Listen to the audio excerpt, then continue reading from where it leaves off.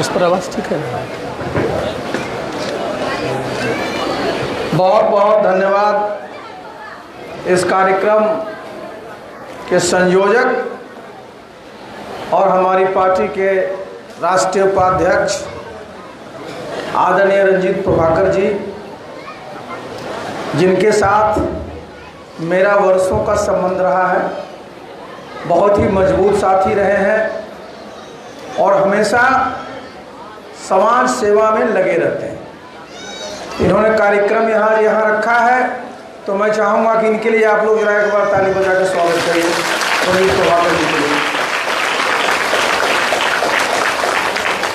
अभी हमारी पार्टी के प्रदेश अध्यक्ष आदरणीय प्रीतम सिंह जी को सुन रहे थे। बहुत मजबूती से अपनी बात को आपके सामने रखे हैं और आप लोग भी पूरे गौर से उनको सुन रहे थे, मैं ये देख रहा था। तो प्रीतम सिंह जी हमारी पार्टी के प्रदेश के अध्यक्ष हैं, राजनीति में भी इनका अनुभव है और कई क्षेत्रों में उन्होंने काम करके अपना नाम अर्जित किया है। तो हमारे जो प्रदेश के अध्यक्ष हैं, जिनके नेतृत्व में हमारी पार्टी को बढ़ना है, उनके लिए भी जरा ताली बजा के उनका स्वागत करिए। मंच पर हमारे कई राष्ट्रीय स्तर के नेता नेत्री, प्रदेश स्तर के नेता और नेत्री हैं। हमारे इस जिला के हमारे अध्यक्ष भी हैं, हमारे प्रखंड अध्यक्ष भी हैं, वार्ड अध्यक्ष भी हैं। बहुत सारे हमारे यहाँ कार्यकर्ता साथी हैं। सबको मैं अपनी तरफ से बहुत बहुत शुभकामनाएं देता हूँ इस कार्यक्रम में आने।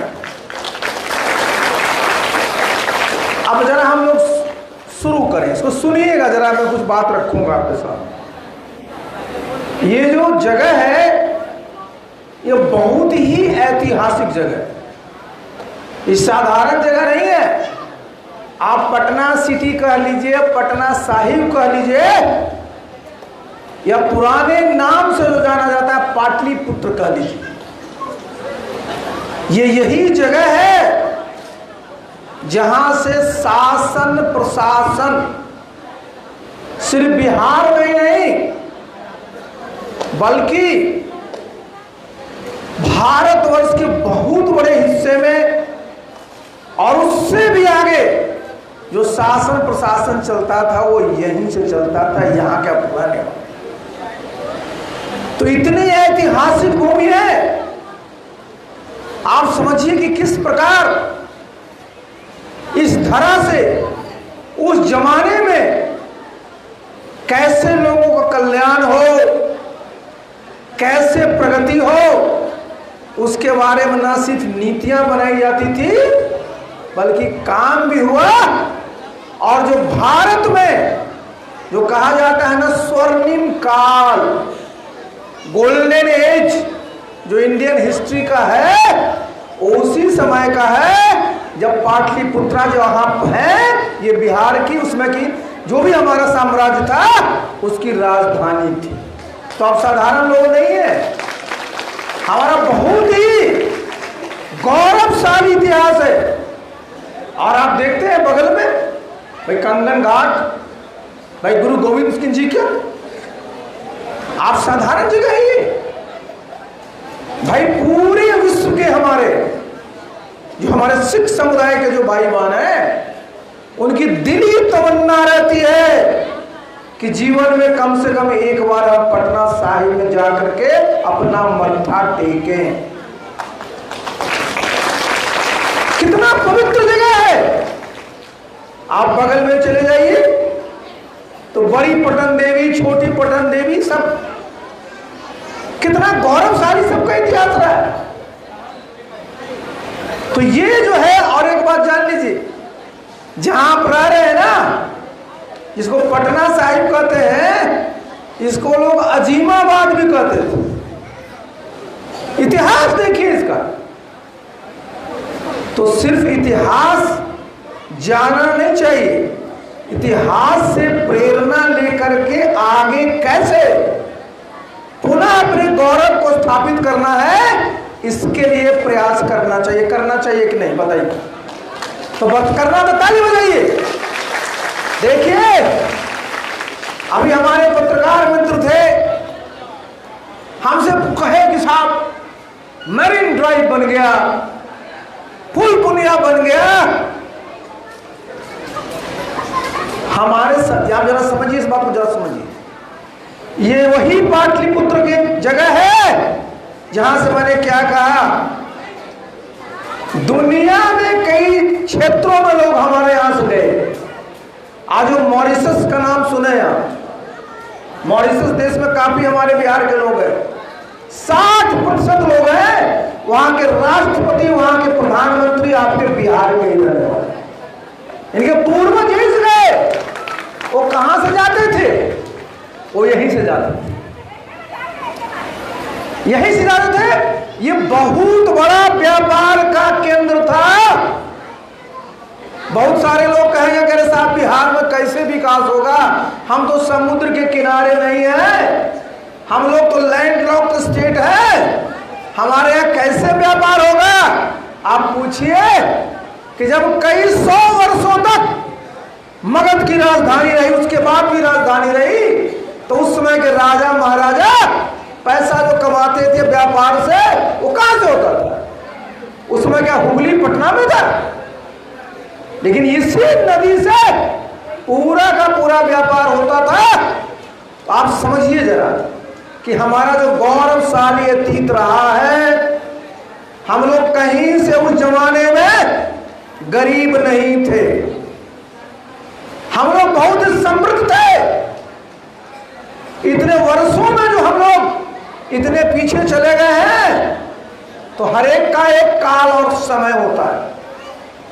अब समय आ रहा है जब घड़ी की सुई घूमेगी और फिर से जो हमारा बिहार का गौरवशाली इतिहास रहा है पाटलिपुत्र का, वो वापस आएगा।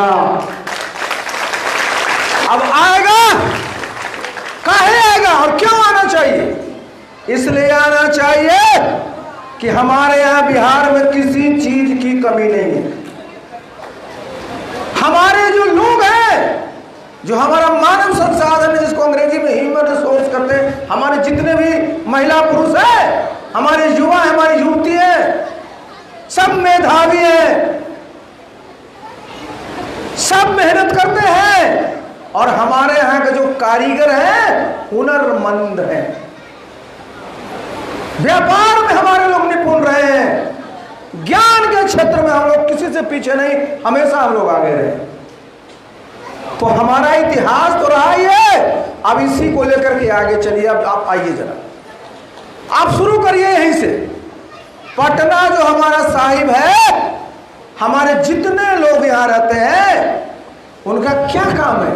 उनका मुख्य पेशा जो है वो ट्रेड और कॉमर्स का है, व्यापार का है कि नहीं? लेकिन आप देख लीजिए, पिछले कई वर्षों से किसी भी नए प्रकार की ट्रेड की, कॉमर्स की या उद्योग की शुरुआत यहाँ की गई है क्या? बताइए जरा, बताइए।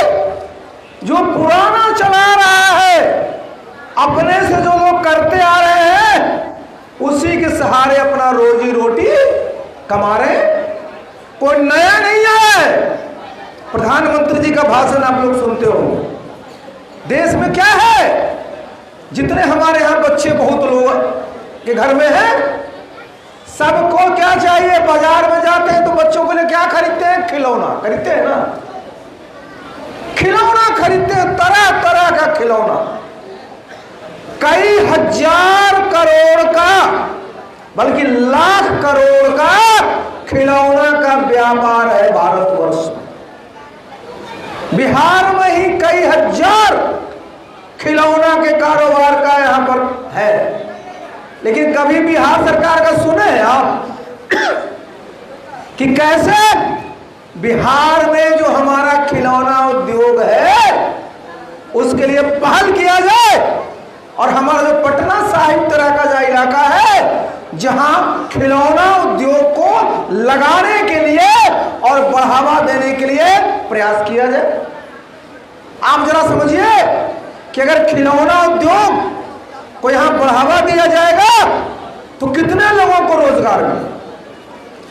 समझ सकते हैं ना। और जब रोजगार मिलेगा तो क्या होगा, हमारे जितने महिला पुरुष युवक युवतियां हैं सबके पॉकेट में पैसा आएगा, उनकी आमदनी बढ़ेगी, घर में खुशहाली आएगी और उनका जीवन बेहतर होगा कि नहीं होगा।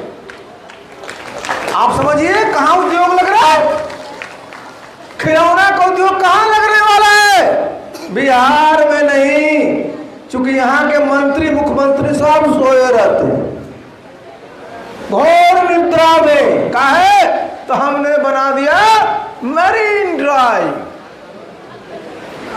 मरीन ड्राइव पर लोग चलेंगे तो आइसक्रीम खाने के लिए पैसा चाहिए कि नहीं चाहिए। तो नीतीश बाबू वो पैसा कहां से आएगा।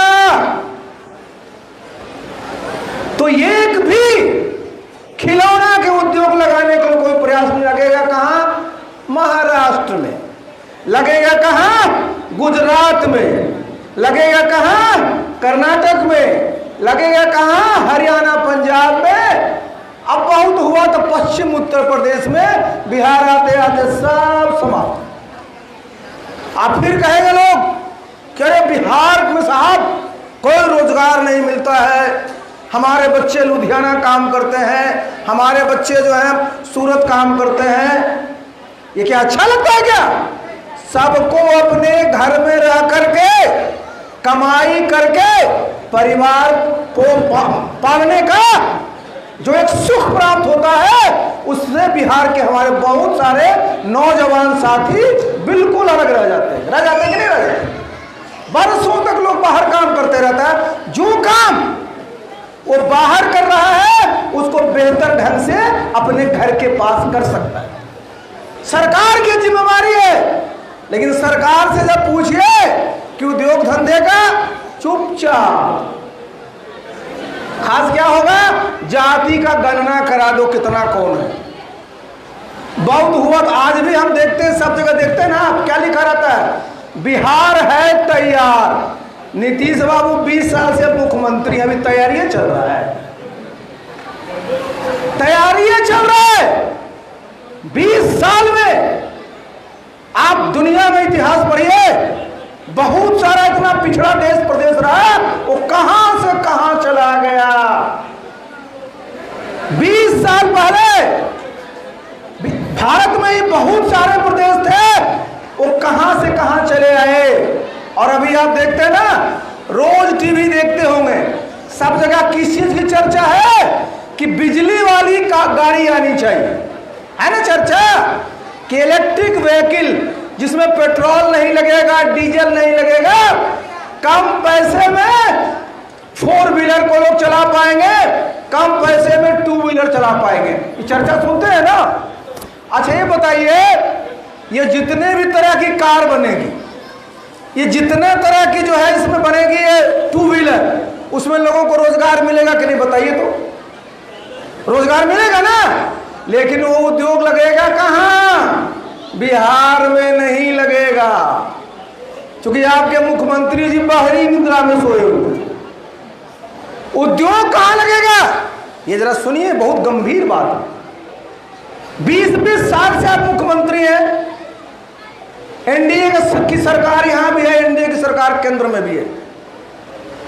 जब इलेक्ट्रिक व्हीकल आनी है, आपको प्रस्ताव देना चाहिए कि नहीं कि बिहार हमारा औद्योगिक क्षेत्र में, औद्योगिक विकास के क्षेत्र में, उद्योग धंधे के क्षेत्र में, इंडस्ट्रियल डेवलपमेंट के क्षेत्र में राष्ट्रीय औसत से नीचे है। तो श्रीमान प्रधानमंत्री जी, बिहार में हमको एक इलेक्ट्रिक व्हीकल का प्रोजेक्ट लगवाइए। होना चाहिए कि नहीं बताइए, होना चाहिए कि नहीं बताइए आप जरा।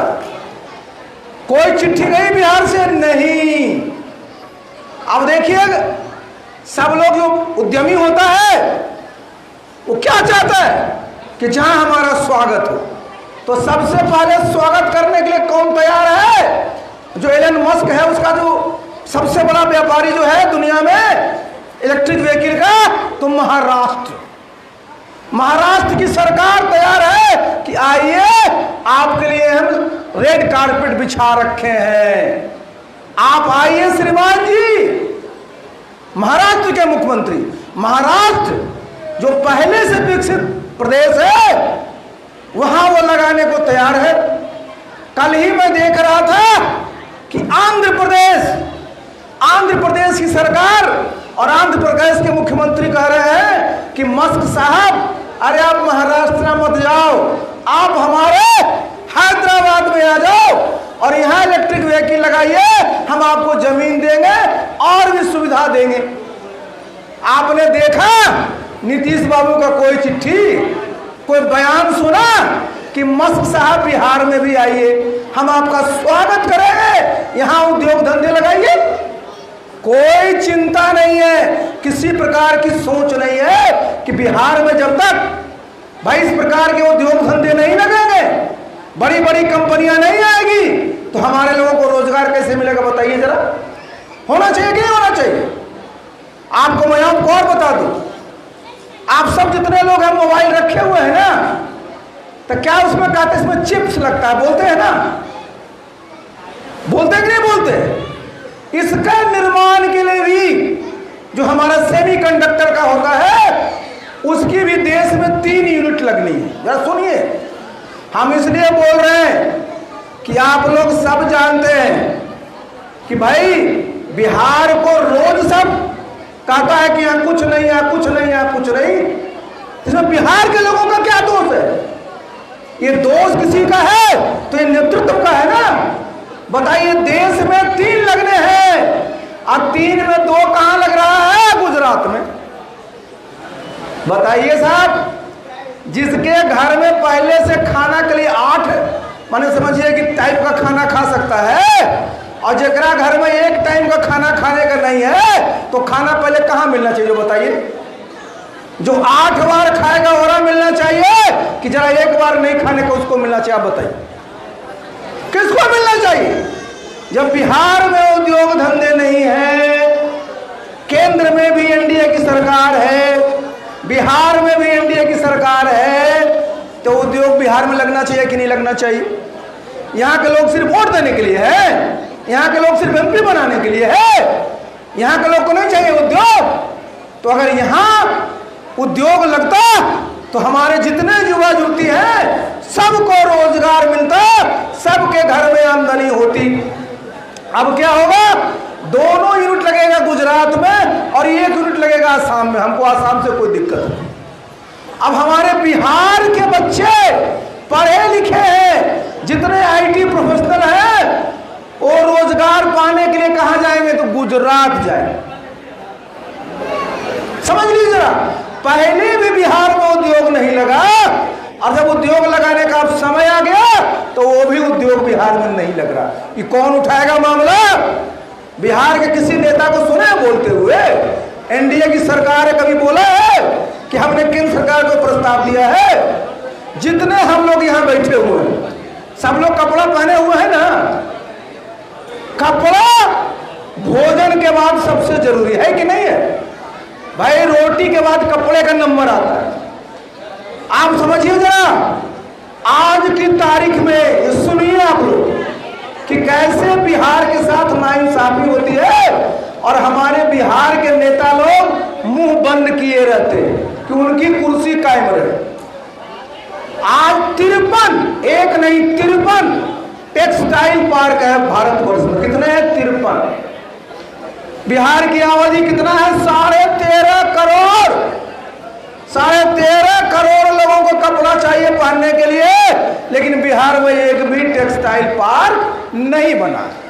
अब कपड़ा मंत्री कौन है बताइए जरा? भारत सरकार का कपड़ा मंत्री कौन है? नाम बताइए, बोलिए ना। बिहार के ही बेगूसराय के माननीय सांसद जी भारत सरकार के कपड़ा मंत्री है। प्रधानमंत्री के बड़े चहेते हैं। आप जरा सुनिए इस बात को, आप लोग इस बात को रखना पड़ेगा, जानिए।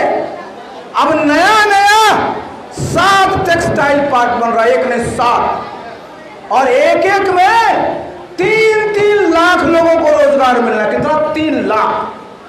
हम बेगूसराय में बोले थे कि भाई मंत्री जी, प्रधानमंत्री जी सबसे ज्यादा मानते हैं आपको, प्रधानमंत्री से कहिए कि 7 लगा रहे हैं तो भाई हमारा बिहार ने क्या अपराध किया है? बिहार में भी एक हमारे नॉर्थ बिहार में और एक साउथ बिहार में textile park, mega textile park बना दीजिएगा तो हमारे बिहार में 6 लाख लोगों को रोजगार मिलेगा। कुछ नहीं, किन्हीं के कान पर जू नहीं रेंगती। यहाँ के किसी मंत्री ने इस बात को नहीं रखा।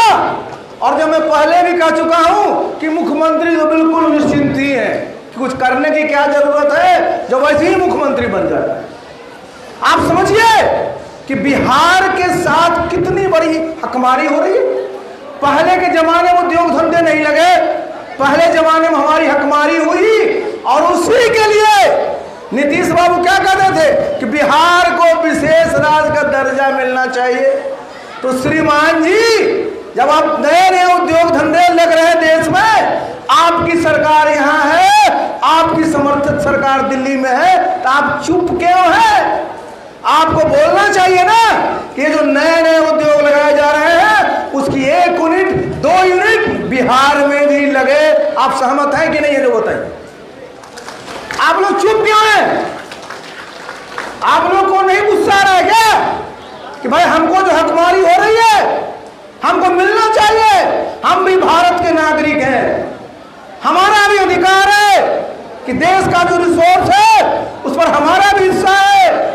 और आज देखिए, जब तक अपनी बात मजबूती से नहीं रखिएगा कोई आपको सुनने वाला नहीं है।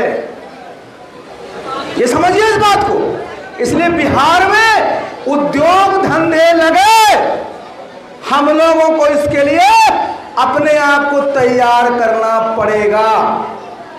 लोग बोलेगा, नेता लोग कह रहे यार सीपी सिंह तो ऐसे लंबा भाषण दे रहे हैं, कैसे उद्योग लगेगा? कहेगा क्या कि बिहार में किसी प्रकार का जो है खनिज नहीं है, कहेगा ना कोयला है, ना अबरख है, ना तांबा है, ना लोहा है, कैसे उद्योग लगे? आपको भी लगा सही है बात बोल रहा है, उनको बताइए जरा, बिहार में सुनिए इस बात को और हम लोगों को इस बात को सब लोग दिमाग में रखिए। बिहार में प्रकृति ने जो हमारी भूमि दी है ना, जो हमारी जमीन है, बहुत ही उपजाऊ जमीन है। इससे उपजाऊ जमीन सिर्फ कुछ ही प्रदेश में है, चाहे उत्तर प्रदेश। इतने उपजाऊ हमारी जमीन है, किसी प्रकार का फसल आप लगाइए बिल्कुल लहलहाती है, किसी प्रकार की सब्जी लगाइए लहलहाएगा, किसी प्रकार का फल लगाइए किस प्रकार का फल आता है। लेकिन हमारे यहाँ खाद्य प्रसंस्करण के नाम पर क्या है? बिहार के मंत्री है वो खाद्य प्रसंस्करण के मंत्री हैं, लेकिन खाद्य प्रसंस्करण के बारे में कोई काम नहीं हो रहा है। कोई भी मेगा फूड पार्क बिहार में नहीं बन रहा है। बताइए, इस प्रदेश का मंत्री है खाद्य प्रसंस्करण विभाग का और उसको हिम्मत नहीं है कि प्रधानमंत्री जी से कह करके कम से कम एक नॉर्थ बिहार में और एक साउथ बिहार में मेगा फूड पार्क बनाए, जिससे कि हमारे लाखों किसानों का फायदा होगा, हमारे लोगों को रोजगार मिलेगा। अब सहमत है कि नहीं बताइए जरा, ये करना चाहिए कि नहीं? लेकिन ये सब चुपचाप है, किसी प्रकार का कुछ नहीं, चुपचाप रहिए कहीं हमारी मंत्री पद ना चला जाए।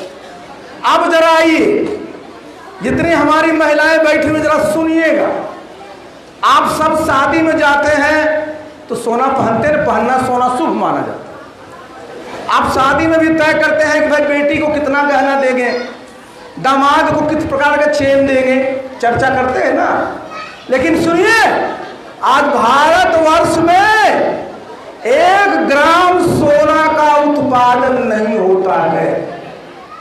142 करोड़ देश में हम लोग रहते हैं, लेकिन अपने देश में 1 ग्राम सोना का उत्पादन नहीं होता है। और कितना सोना की खपत है कि कई हजार, मैं देख रहा था 1 लाख करोड़, जरा सुनिए इस बात, 1 लाख करोड़ से ज्यादा भारत सरकार का जो हमारा फॉरेन एक्सचेंज है, विदेशी मुद्रा है, वो खत्म किसी पर हो रहा है। तो सोना का जो हम लोग आयात कर रहे हैं, तो कहेगा साहब भारतवर्ष में सोना नहीं है। पहले बिहार भारतवर्ष में सोना था कर्नाटक में। जब हम लोग पढ़ते थे तो कोलार में उसका कारखाना था, अब वो सब बंद हो गया। अब कहीं सोना का खदान नहीं चालू। अब कहिएगा तो बिहार में कहां से सोना आएगा साहब? आप जरा नोट करिए सब लोग, जहां भी जाइए ये मजबूती से बोलिए कि भारतवर्ष में बिहार एक ऐसा प्रदेश है जहां एक जगह नहीं, दो जगह सोना का कूद भंडार है। कहिएगा कहां है? तो आप जानते हैं, सब लोग राजगीर जाते हैं। राजगीर से मात्र 16 किलोमीटर की दूरी पर जेठियन है, जहां गया जिला, नवादा जिला, नालंदा जिला के मिलता है। अकूत सोना का भंडार है जेठियन के पास। दूसरा जमुई में जाते हैं, जब बैद्यनाथ धाम जाते होंगे तो सोनो देखते हैं लिखा रास्ते में, तो सोनो में भी सोना का कूद भंडार है। तो बिहार में एक नहीं, दो जगह सोना का कूद भंडार है, लेकिन बिहार की सरकार को पता ही नहीं। हम जब मंत्री थे भारत सरकार में, इस्पात मंत्री, स्टील मिनिस्टर, तो विभाग मेरे पास था जिसने ये पूरा का पूरा जब सर्वे किया था तो ये बताया कि यहाँ इतना सोना है। हमने मुख्यमंत्री जी को बताया, नीतीश बाबू को बताया कि बिहार में सोना का कूद भंडार है, कोई ध्यान नहीं दिया। आप समझिए कि 1 लाख करोड़ हमारा विदेशी जो मुद्रा है वो किस पर खर्च हो रहा है? सोना के आयात पर। विदेश से हम सोना लाते हैं। और अगर बिहार में ये दोनों खदान चालू हो गया होता तो आप समझिए बिहार की क्या स्थिति रहती। बिहार की आमदनी बढ़ती, सोना आधारित उद्योग लगता और बिहार के लोगों की आमदनी बहुत ज्यादा बढ़ती कि नहीं बढ़ती? और एक बात मैं बता दूं, हमको तो लोग ईर्षा से 21 साल मंत्री रहने दिया। 1 साल के बाद कहा घर जाइए, मैं घर चलाया।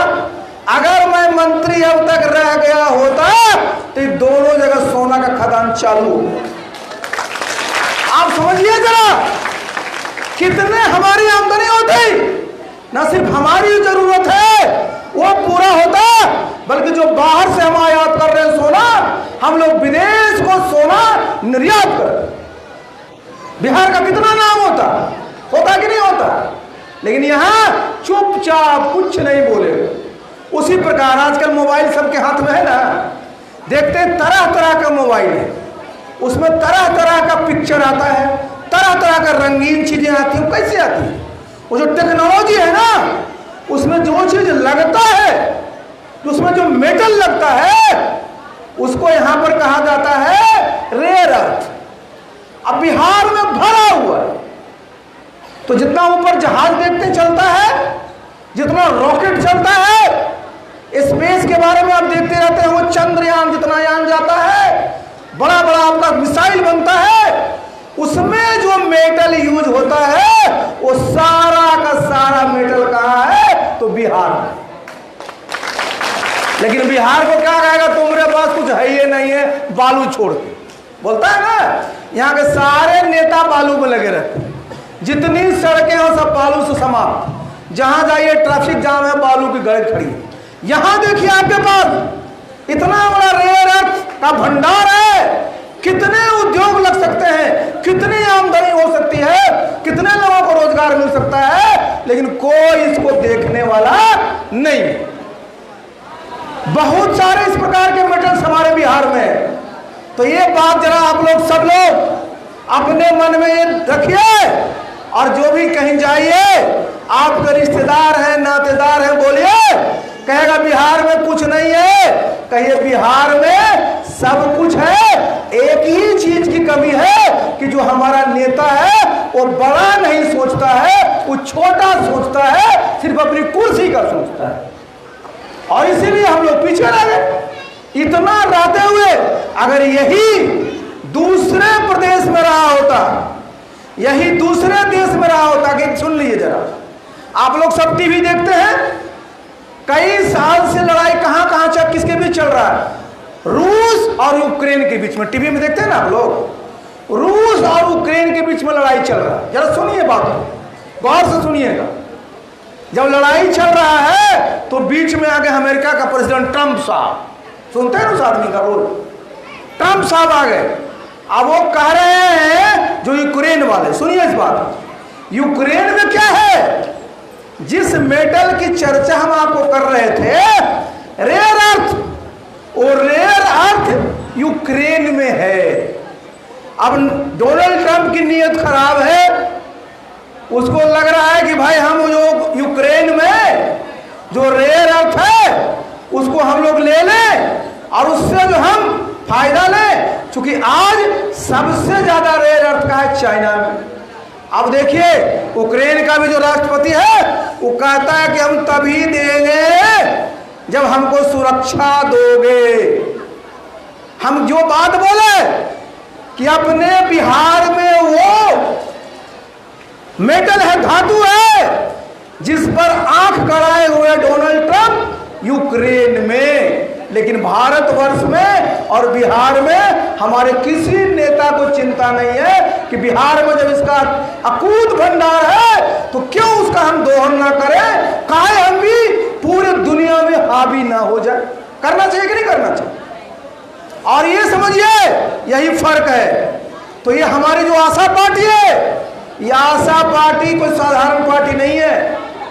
लोग बोलेगा कि नया नया बना है, पार्टी नहीं बनी है, लेकिन जितने हमारे स्टेज पर बैठे हुए हैं हम आपके सामने बोल रहे हैं, वर्षों का सबको अनुभव है। और अपनी पार्टी को आप मदद करिए, अपनी पार्टी को सरकार में लाइए, तो जिन उद्योगों की हम चर्चा कर रहे हैं वो सारे उद्योग बिहार में लगेंगे और हमारे लोगों को रोजगार मिलेगा, हमारे लोगों की आमदनी बढ़ेगी, हमारे लोगों की पर कैपिटा इनकम जो हम लोग कहते हैं प्रति व्यक्ति आय बढ़ेगी। और हमारा बिहार जो पहले जाना जाता था, जिस समय पाटलिपुत्र हमारा जो पटना साहिब से पूरा का पूरा नाम चलता था, फिर अपने गौरव को हासिल करेगा।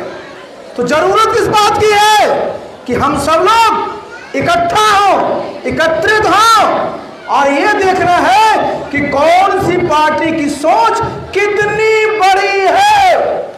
जब तक नेता का सोच बड़ा नहीं होगा, पार्टी की विचारधारा बड़ी नहीं होगी, तब तक आप आगे नहीं बढ़ सकते हैं। छोटी सोच से बड़ा काम आप कभी नहीं कर सकते। बड़ा काम करने के लिए बड़ा विचार रखना पड़ेगा और हमारी जो आशा पार्टी है इसका विचार बड़ा है। हमारा क्या संकल्प है कि कैसे हमको बिहार ऐसे प्रदेश को, ये सारे नेता क्या बोलेंगे कि भाई बिहार को विकसित प्रदेश बनाना है। बहुत सारा नेता क्या कह देगा कि अमुक नेता के नेतृत्व में तो बिहार विकसित प्रदेश बन गया। देखिए विकसित प्रदेश का मतलब क्या होता है कि जो लोग हैं वहां, लोगों की जो आमदनी है, प्रति व्यक्ति जो आय है वो कितना है, जरा सुनिए इस बात, तब समझिएगा आप लोग हम लोग कहां हैं। भारतवर्ष में प्रति व्यक्ति आय सालाना 2 लाख रुपया है। अब बिहार के नेता कहेगा कि हमारे नेता ने तो बिहार को विकसित प्रदेश बना दिया। अब प्रति व्यक्ति आय कितना है? 60,000। कितना हुआ? 60,000। 2 लाख की जगह 60,000। ये सुनिए, जब देश आजाद हुआ था ना, अंग्रेज लोग चले गए थे, तो उस समय देश में प्रति व्यक्ति आय था कितना? 272 रुपया सिर्फ। और बिहार का कितना था उस समय भी? 240 रुपया। एकदम हम लोग आसपास थे। और आज कहां पहुंच गए हम लोग? उस समय हम लोग 80% के आसपास थे, हम लोग अब 28% के आसपास पहुंच गए। तो कौन सा विकास हुआ साहब? प्रति व्यक्ति आए तो आप विकास कर नहीं पाए, लोगों को रोजगार आप दे ना पाए।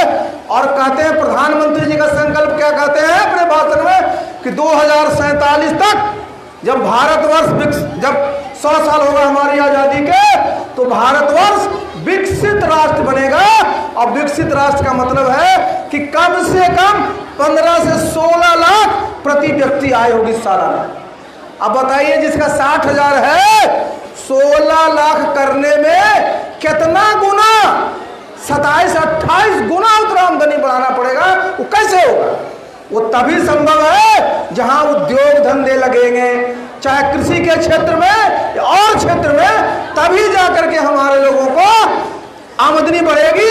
और तभी जब भारत जब है विकसित प्रदेश राष्ट्र बनेगा 2047 में, तो बिहार भी विकसित प्रदेश बन जाएगा। और नहीं तो होगा क्या? बड़े बड़े शहर में जाते हैं तो देखते हैं ना, शहर में क्या होता है, जो वहां बड़े बड़े लोग रहते हैं वहां तो पूरा ग्रीन, साफ सफाई। और जो वहां काम करने वाले मजदूर हैं, जो गरीब लोग हैं, वो कहां रहते हैं? स्लम में, है कि नहीं? तो जरा सोचिए 2047 में बिहार को क्या करना है। जब प्रधानमंत्री जी कह रहे हैं कि भारतवर्ष को विकसित प्रदेश राष्ट्र बनाएंगे, तो बिहार भी विकसित प्रदेश बने, ये भारतवर्ष का स्लम बन करके न रहे। इसके लिए जरूरी है कि बिहार के में भी प्रति व्यक्ति आय 15 से 16 लाख रुपए 2047 में होना चाहिए कि नहीं, बताइए। और जब ये होगा तब आप भी शान से खड़े होकर कहिएगा कि कहां से आए हैं? तो हम पटना साहिब से आए। पटना साहिब कौन सी जगह है? तो जान लीजिए कि पुराने जमाने में भारतवर्ष का जो इतिहास, गौरवशाली इतिहास, उसकी राजधानी रही है पाटलिपुत्र। हम लोग आए हैं कहां से? ऐसी भूमि से जिसको आज भी लोग दुनिया में पूजते हैं गुरु गोविंद सिंह जी के लिए। तो ये कैसे होगा? जब जाइएगा तो कहेगा अरे भाई हाँ, ये भी हमारे बराबर है। कैसे लोग आंकता है आपको? अगर कहीं शादी के लिए जाते हैं तो क्या कहता है कि बताइए कितनी आमदनी है आपको? तो जो लड़की वाला है वो देखेगा कि लड़का वाला हमारे बराबर का है कि नहीं। अगर बराबर का है तो बढ़िया से आदर सत्कार करेगा, और देखेगा कम का है तो कहो चलो। तो भाई जब 2047 में भारतवर्ष विकसित देश बने, तो बिहार के लोगों के भी इतनी आमदनी रहे कि कोई ये ना कहे कि बिहार पिछड़ा है, बिहारी पीछे है। तो हम लोग को संकल्प लेना है, और हम आए इसलिए आपके साथ। 2025 में यहाँ विधानसभा का चुनाव होना है। अभी आप सुने ना, हमारे मीडिया के साथी बोल रहे थे कि एनडीए कह रही है 225 सीट जीत लेंगे, तो बिहार में 243 है ना है। तो हमने कहा कि वो 18 वो भी जीत लीजिए, 243 वो जीत लीजिए।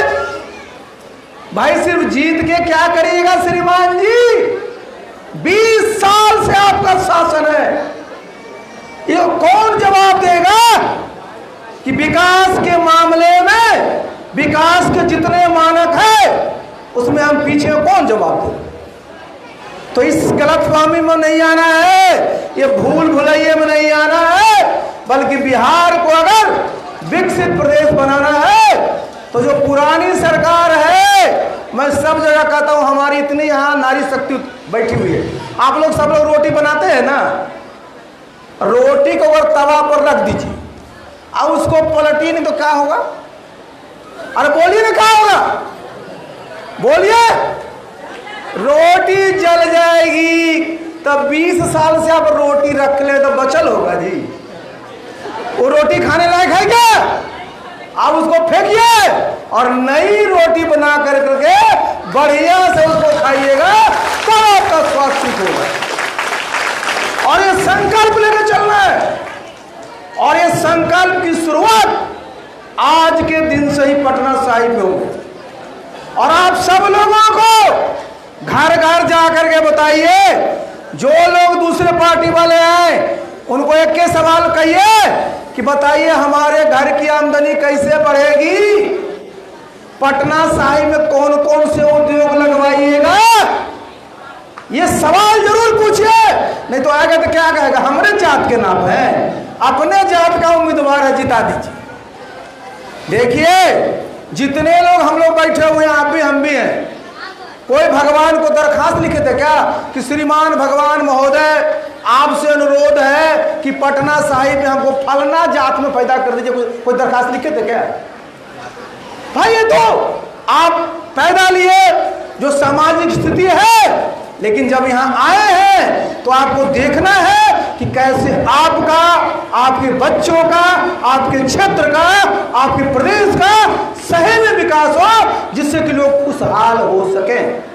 और विकास का जितना भी पैमाना है, उसके साथ साथ सबसे बड़ा पैमाना है कि लोगों में खुशहाली आए कि नहीं। और खुशहाली के लिए पूरा का पूरा काम करना पड़ेगा, पूरे के पूरे समाज को साथ लेकर के चलना पड़ेगा।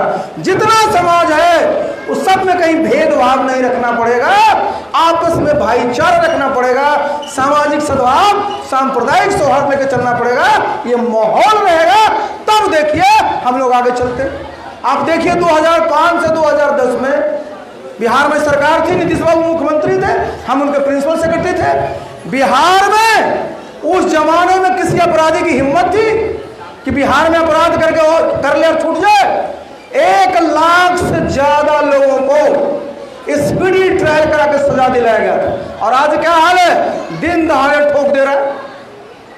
कोई बिहार का ऐसा क्षेत्र नहीं है। हुआ क्या है? सरकार का इकबाल खत्म हो गया है और सरकार चलती है इकबाल से। तो जिसका इकबाल खत्म हो गया है उसको क्या करना चाहिए? टाटा बाय बाय, चलिए आपका समय आ गया। जिसका इकबाल ही नहीं है, जिसका किसी के साथ लगाव ही नहीं है, जिसका डर ही नहीं बचा, वो क्या, जब कानून का शासन का क्या मतलब होता है कि भाई अपराधी आकर ठोक के चला जाए? नहीं।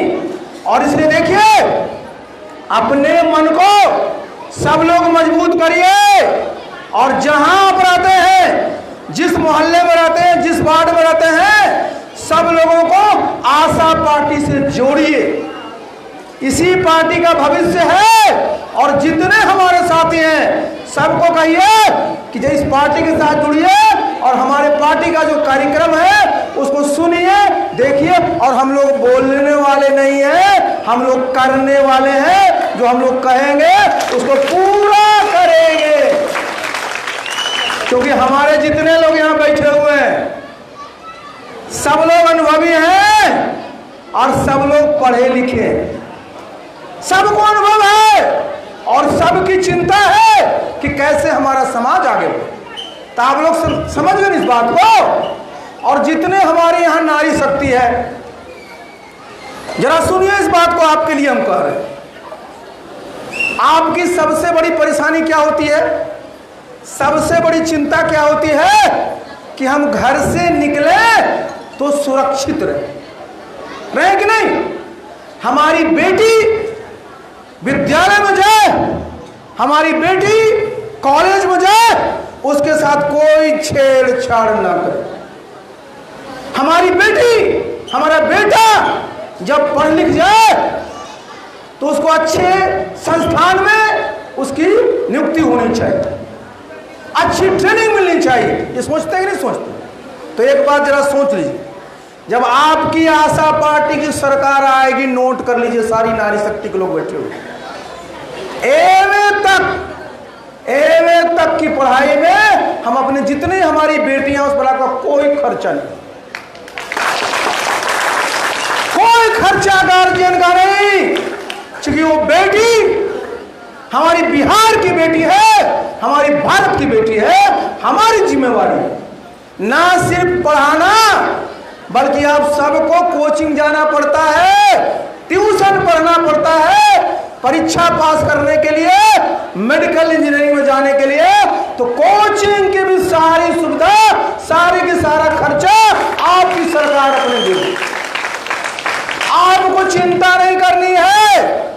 और जब तक आपकी बेटी प्रयास करते रहेगी अपने बूते, या तो वो सरकारी नौकरी पाएगी या निजी नौकरी पाएगी, अपना कारोबार करेगी।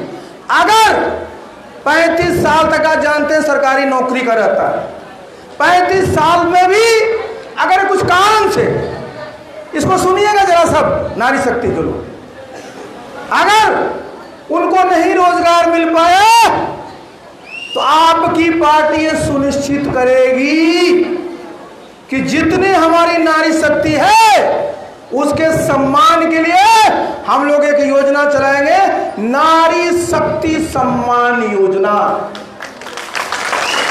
जो हमारे 35 साल से हमारी 55 साल की होगी, सबको हम लोग उतना पैसा देंगे। अभी हम धनराशि नहीं बोलेंगे, इसलिए नहीं बोलेंगे कि दूसरा लोग नकल कर ले।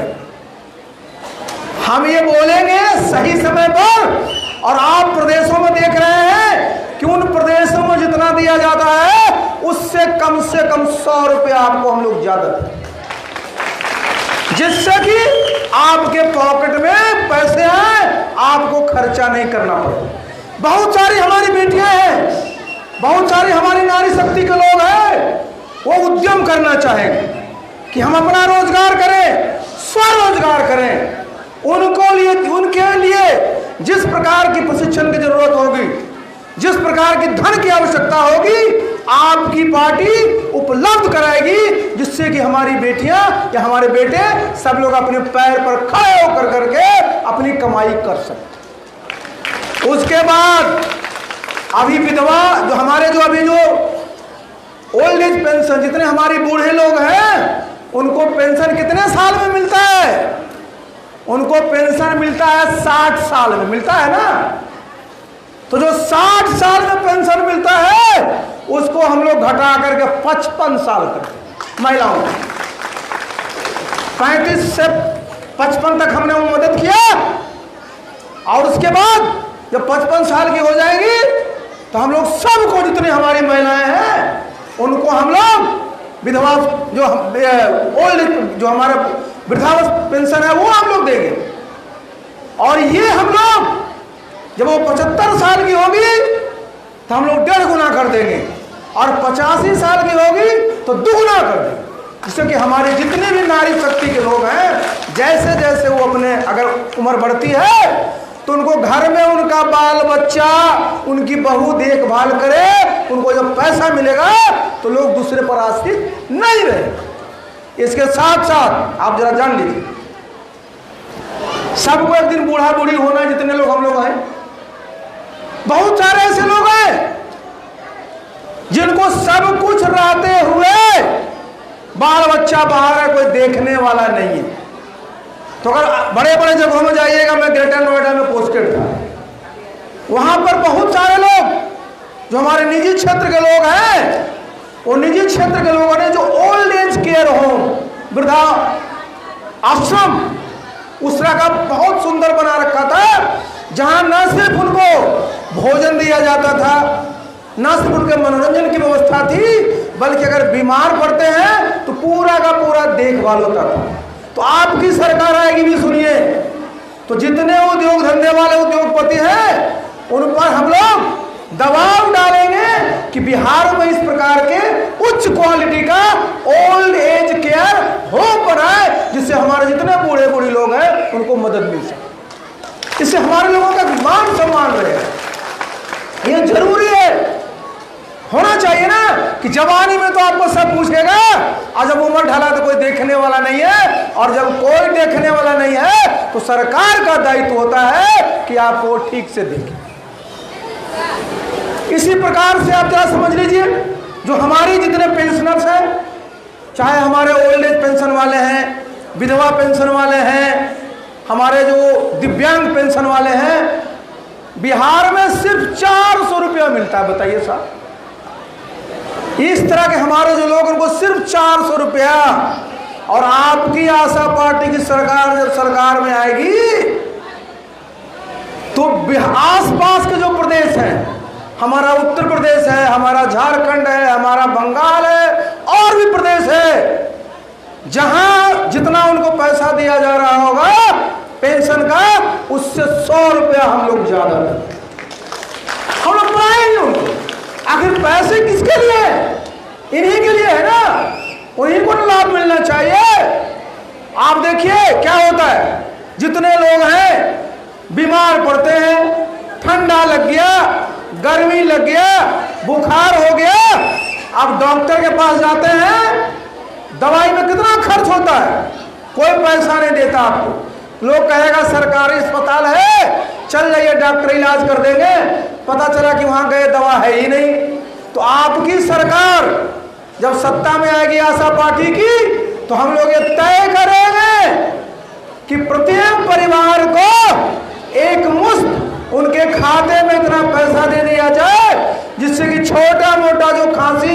बुखार की बीमारी होती है, उसके लिए दवा खरीदने के लिए उनके पास घर में पैसा मौजूद रहे। ये होना चाहिए कि नहीं होना चाहिए? तो आपकी पार्टी जब सरकार में आएगी तो ये किया जाए। इसी प्रकार से हमारे बहुत सारी योजनाएं हैं। क्योंकि आप लोग भी थक गए हैं, आप लोग को हमारे रंजीत प्रभाकर जी बोले इंडिया पाकिस्तान का मैच है, तो लोग को उसमें भी रुचि होगी। बहुत सारी चीजें हैं, हम लोग आपको बताएंगे। हमारी पार्टी का यही सोच है कि कैसे हमारे लोग आगे बढ़े, कैसे बिहार के लोग खुशहाल हो। तो हम एक नारा लगाएंगे, हम कहेंगे जब आशा होगी सरकार में, आप कहेंगे खुशहाली होगी बिहार। तो बोलिएंगे, हम बोलेंगे जब आशा होगी सरकार में, जब आशा होगी बिहार में, जब आशा होगी बिहार में। एक बात और, जितने हमारी यहां नारी शक्ति है, हम सब लोग 3 माताओं को प्रणाम करते हैं। एक हमारी धरती माता है, दूसरी हमारी भारत माता है, और तीसरी हमको जो पैदा किया हमारी माता है। तो तीनों को सम्मान से नाम लेना चाहिए कि नहीं? तो देखिए, उनके लिए हम बोलेंगे, जयकारा लगाना है भारत माता की, धरती माता की, अपनी अपनी माताओं की। बहुत बहुत धन्यवाद।